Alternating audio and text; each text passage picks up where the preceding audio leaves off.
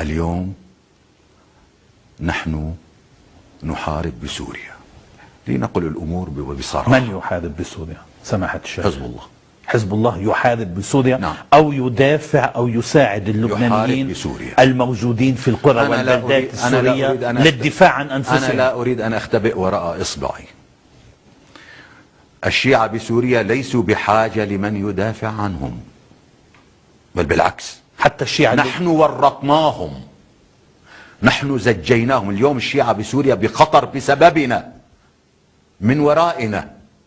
نحن نتحمل مسؤولية أذى أي شيعي في سوريا. نحن الذين سببنا لهم المشاكل، نحن الذين سببنا لهم الألم. الشيعة السوريون ليسوا بحاجة لمساعدتنا ومناصرتنا. كذلك السيدة زينب مش بحاجة حجارتها لمن يحميها. ليش السنة هن يعني بيكرهوا السيدة زينب ونحن بنحبها؟ السيدة زينب جليلة عند كل المسلمين. هذا كلام فارغ، هذه يافطة للاختباء خلفها، سواء كان موضوع حماية اللبنانيين في سوريا الشيعة أو حماية مقام السيدة زينب. هذا لعملية تضليل لبعض البسطاء والإيحاء لهم بأمور غير حقيقية. الموضوع ليس هنا، الموضوع حماية النظام، الموضوع الدفاع عن الظالم المجرم الذي يقتل شعبه. أيعقل أن الشعب السوري يقصف ويدمر بكل أنواع الأسلحة؟ ولا مرة سوريا استخدمت صاروخ باتجاه فلسطين المنطقة. أنا بدي أسأل سؤال، من المستفيد الوحيد؟ إسرائيل. صح. يعني نحن اليوم نقوم بخدمة العدو الإسرائيلي. دخولنا إلى سوريا يخدم العدو الإسرائيلي. أكثر من هذا، خلينا نكون واضحين، لن يسمح أن ينتصر أحد الفريقين بهيك معركة. المصلحة أن يخسر الفريقان، أن تقتل الأمة وتدمر.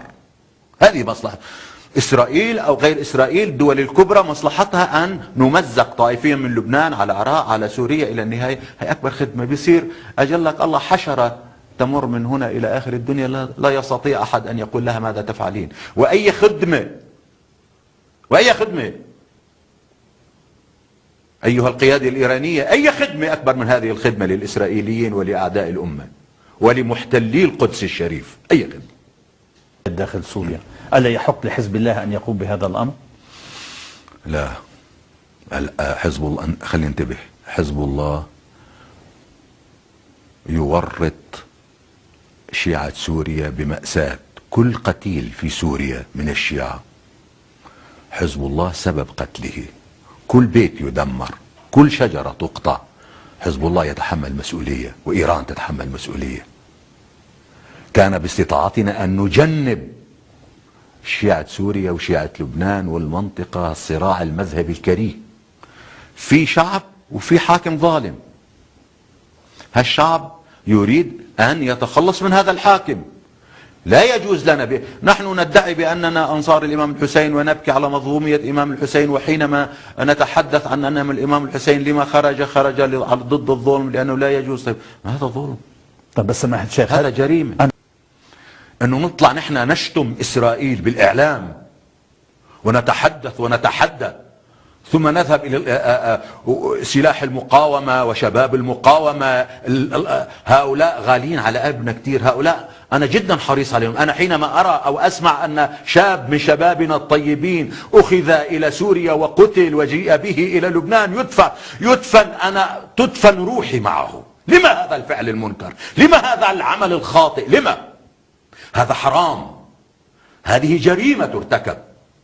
نحن بدل أن يكون شبابنا لقتال العدو الإسرائيلي صاروا لخدمته. أنا أعرف أن الفرحة الكبرى في إسرائيل اليوم بما يفعل حزب الله.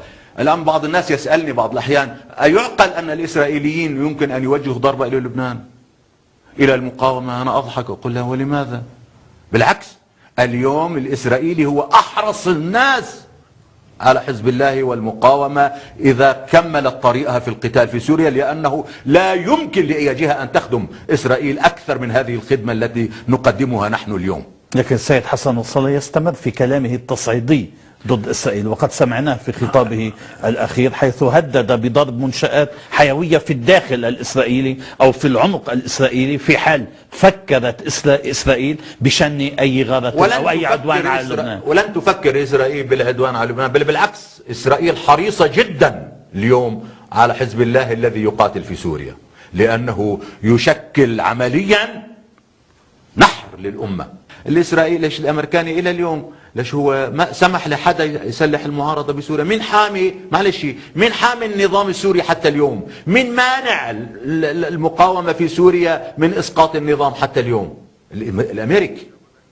الأمريكي واضح لا يريد أن يسقط النظام الآن. بعد اليوم يعني الشعب السوري يقتل منذ عشرات السنين، يذبح، نحن نعرف بالسجون السورية ماذا يحصل من زمان، لكن ولا أحد يتكلم لأنه في تواطؤ عام. خل تقتل عربي ودولة حول الموضوع. خل تقتل الناس. بيسألك هل من يقتل من حزب الله في سوريا هو شهيد؟ شهيد لأنه قتل أطفال المسلمين، شهيد لأنه روعهم، شهيد لأنه دمر بيوتهم، شهيد لأنه عم يحرر فلسطين. لا، ليس شهيد، ليس شهيدا، هذا إلى جهنم. أكيد بنص القرآن الكريم.